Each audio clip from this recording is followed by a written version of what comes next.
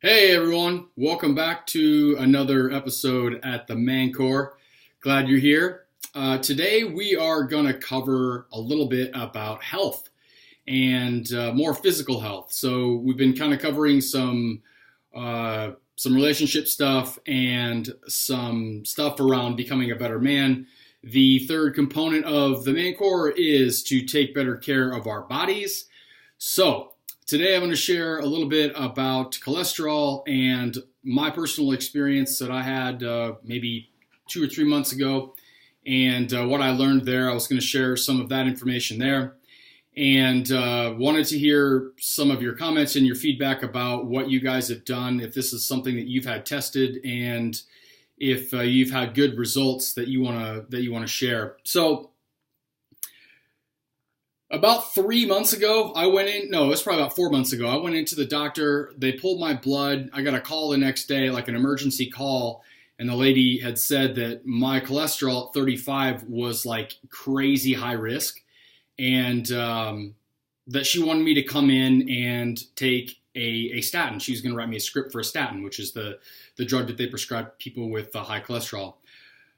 I had a bit of a tough time with that because I just didn't think that the quick fix was something that I was really interested in doing. I participated in allowing it to get that high, and I wanted to take participation in seeing what I could do to reduce it by virtue of my diet. Genetically, I'm probably a little bit more predisposed to it, but there are ways to reduce it through natural dietary changes and some physical activity, and we're going to talk about those today. So, what is cholesterol? Essentially, your body needs some cholesterol to work properly, but if you have too much in your blood, it can stick to the walls of your arteries or even block them. So, this is obviously not good. This puts you at risk for coronary artery disease and a long list of other heart diseases. There are two different types of cholesterol. So the LDL is the bad cholesterol, and then like a high LDL level leads to like the buildup of plaque of cholesterol in your arteries. So blood and oxygen can't get through there. The HDL is the good cholesterol, and that is what carries the cholesterol away from other parts of your body and back to your liver. Then your liver removes the cholesterol from your body. So the LDL is what we're going to focus on here, and I'm going to cover off on some things that you need to take inventory on in your current diet, what we should be talking about removing from your diet, and what you should be adding to reduce your overall cholesterol number, which is your LDL plus your HDL. If you're getting a high reading, fellas, I have some tips for you, so stay tuned about how we can reduce your number. So the LDL, again, that's the bad, the plaque building and the restricting kind of cholesterol.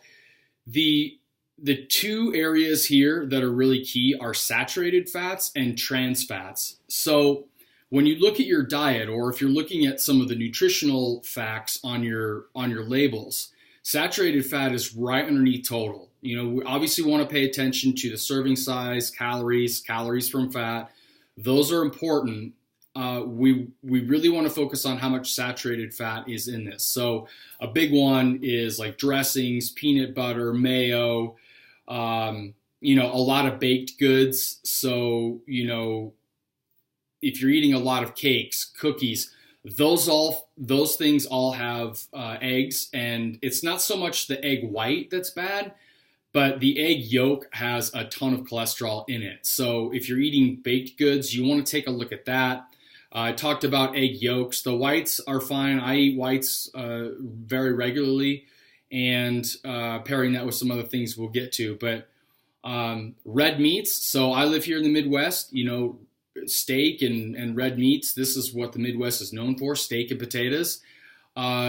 I have really gotten away from eating a lot of red meat, and I'm doing fine. I don't miss it. Every once in a while, it's okay. I treat myself, but take a look at how much red meat you're eating. Dairy is another one. So, it's okay to have some dairy, but if you're like heavy on the cheese, 2% milk, cottage cheese, you're drinking whole milk. Like, if you're taking inventory about what you're taking in from dairy, everything from cheese all the way through, yogurts, all that stuff, it's all stacking up and it's all adding up.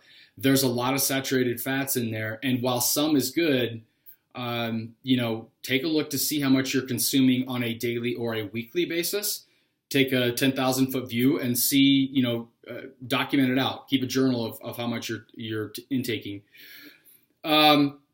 So one of the big things that stood out for me was I was actually, instead of eating cookies, because that's kind of my deal, I was eating protein bars. So like, power bars or even like Quest bars. Those aren't so bad, but take a look at like the saturated fat content on a lot of the like most popular protein bars.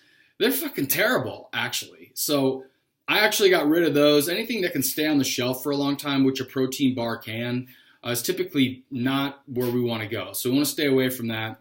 Fellas, I still have a way for you to replace protein, so stay tuned for that.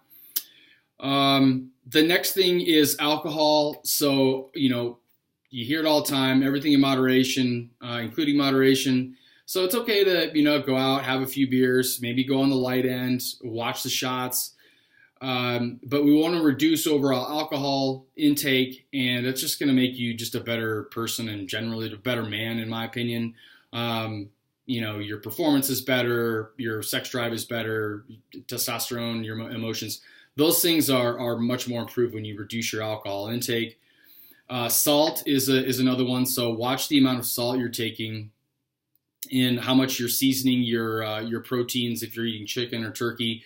Eating a lot of chips, which that's another one we want to watch out for. So those are all things that I would suggest taking a look at, and what I really reduced and nearly eradicated from my diet. And it really wasn't that tough. So what we're doing here is we're just talking about making minor changes. Think of it like investing, right? So you don't get rich overnight, or most of us don't get rich overnight. It's little by little, by little, by little, by little, and over time that really stacks in your favor. So inch by inch, life's a cinch, yard by yard, it's way too hard. Don't try to think of it like you're going to do it overnight. We're going to just make subtle changes over the course of, a couple weeks. And you'll notice here towards the end when I share my results, just how much even 2 months can do. So now, what do we need to do to improve? And this is naturally. So again, I didn't want to do a statin. I didn't want the quick fix. I wanted something that I could take control over and see if I could kind of test myself out on. And I was already staying very active. But if you're not, we definitely want to get active. So it doesn't have to be running marathons. Just, go for a walk, get outside. If you're working on, other areas of your life that's try to eliminate distraction, that will help with that too. But try and find ways to start getting active a little bit each day. And again, over time, that gets a lot easier. But the way to go about doing this is to incorporate a diet that's got fruits, vegetables, whole grains, and some healthy fish and poultry. So for fruits, like we want things that are lower on the glycemic index. We're talking about like bananas, apples, oranges, pears, prunes. Those things are all great replacements if you're eating cookies or those protein bars. Like have fruit instead of cookies or pies or something along that nature. Like there's still a way to crave that sweet tooth, which I have a huge one, by eating some fruit. So try and replace that with a couple of those, and with vegetables. So the green leafy vegetables. I mean, I sound like a broken record, but that's going to be a big one, right? Some of them, there's a few of them that I don't really particularly care for, but where I can get them in, I try and fit them in. Spinach is the easiest for me. That's what I put along with my egg whites in some sandwiches. But green leafy vegetables, broccoli, spinach, kale. Those are three, really popular ones. But just head down the produce section, see if you can find something or test something out that might surprise you. You might be able to build it into a salad and not even notice that it's there. We won't try to get greens.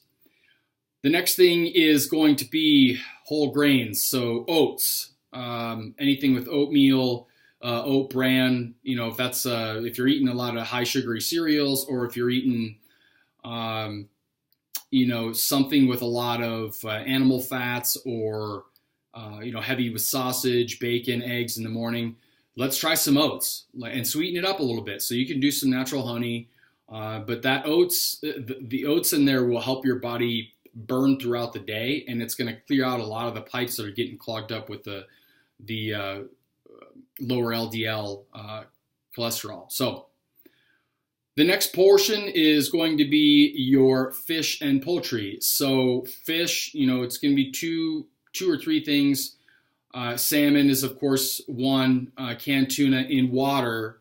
Make sure that you try to avoid the ones in oil. I personally don't care for those, and I think that that's going to spike on your bad oils. So I always get water, and I splurge a little bit. Like, get the good stuff. I'm not trying to eat fucking cat food here, so get the good stuff. That's going to be the all white solid in water. And mackerel, I don't really buy mackerel, but I know that there are a lot of people that do, and that's something that they like and that they incorporate. So mackerel's another one. For poultry, so turkey, lean turkey is really where I go to, or chicken, of course. And when you first get it back home from the market, make sure that you're removing any skin or any of the fat trimmings on there. So typically it's either white or it's kind of even starting to turn yellow. Like, that stuff's already like that now, and then you're going to ingest that stuff. You can only imagine where that stuff's going to go when you're building up. So try to get rid of all that, the skin, and season it with some more natural herbs, and watch the salt content. But you can really get some flavorful stuff with citrus and herbs by just paying attention to the little things. So that's a good way to be able to season it up. Turkey is another one. So if you want to buy turkey breast or ground turkey, instead of having a hamburger, you make a turkey burger. Instead of having the double bacon cheeseburger, have a ground chicken burger, whatever the case may be. Just make, again, those subtle changes. It's going to sound all the same, but the next thing is beans and nuts. So I probably don't admittedly use this one as often. Beans is going to be like black-eyed peas, what they consider legumes, which I don't really even know what the hell that is. But I think canned vegetables, I don't know that those are what I would recommend. We are always looking for something that's as close to the ground or picked from the ground as possible.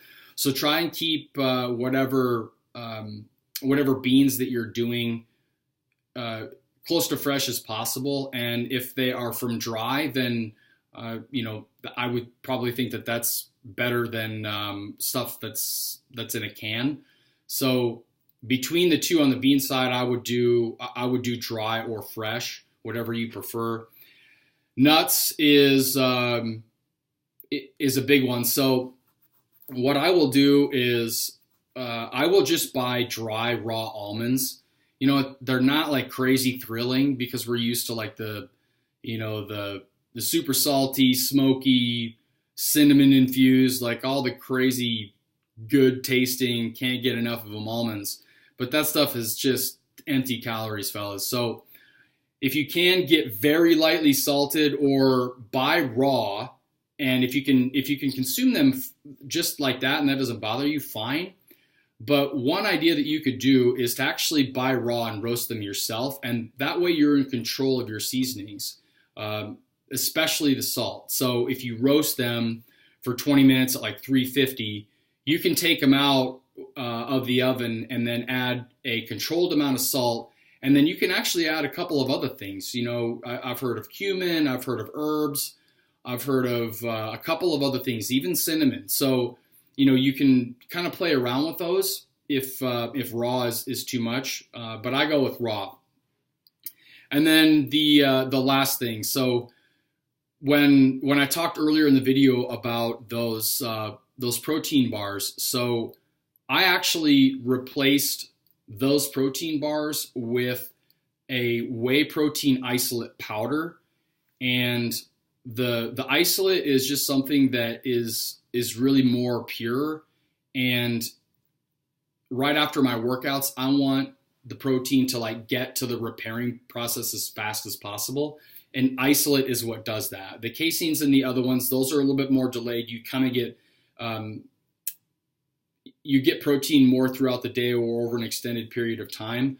I wanted the isolate. That's not only because it's faster, it's faster to the recovery and the building of my muscles post workout, but it's also more pure. So there's not going to be as much filler in there. You're going to get a cleaner protein, in my personal opinion. But this all boils down to just heart healthy eating, better habits, and physical activity, paying attention to the small things, doing it over the long term. My personal results, so when I went in and had it tested, my overall was 262, which that's embarrassing almost to say as a 35-year-old. But when I went in and looked at what I was eating and some of the things that I was consuming on a daily basis, it totally made sense. Again, I am genetically predisposed to it, so there is some of it that I will always have to be conscious of and not be able to control.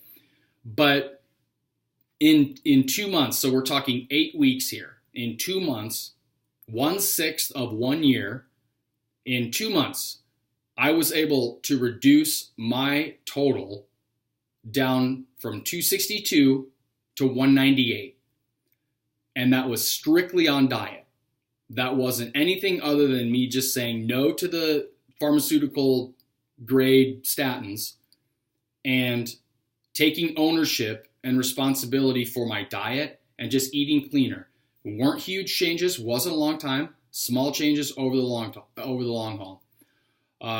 So really proud about that, and I'm continuing to notice that my belly fat is lower, it's trimmer. That's going to help out with your testosterone, your energy levels, and your workouts. So add your comments. Please like and share the video and subscribe to the channel for future videos. If you have any questions, concerns, or challenges that you're going through, please send me an email at themancoreproject@gmail.com. I look forward to seeing you again on the next video. Thanks, fellas.